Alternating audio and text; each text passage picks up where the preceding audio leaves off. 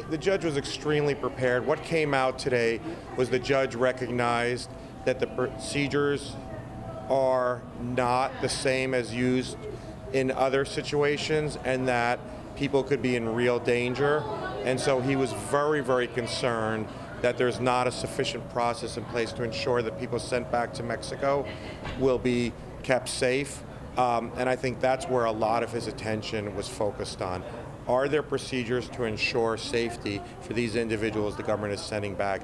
And what we pointed out is that in all other contexts, people get a far more rigorous hearing than they're getting here. Essentially, they're getting no hearing.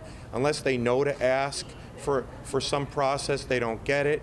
They're not guaranteed anything, and it's just an immigration officer who says, yes or no, I'm going to send you back. There's no appeal, there's no immigration judge, there's no lawyers in place, and so it's a completely deficient process, and the judge seemed to recognize that and force the government to explain why is there no process. We do not believe the government provided a sufficient answer. And I'm a lawyer at the National Office of the ACLU. People will come here when they're in real danger, and whatever roadblocks the Trump administration is going to throw up are not going to stop people from fleeing and trying to come here when they're in real danger, especially if they have children with them. And yet this is just another in a series of what we believe are unlawful attempts to dissuade genuine asylum seekers from coming here.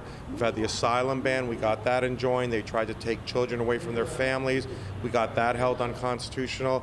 We hope that this will also be held unlawful. I think what's become clear now over the past 2 years is that these measures will not deter asylum seekers because their lives are in danger and they're going to come because they have to come.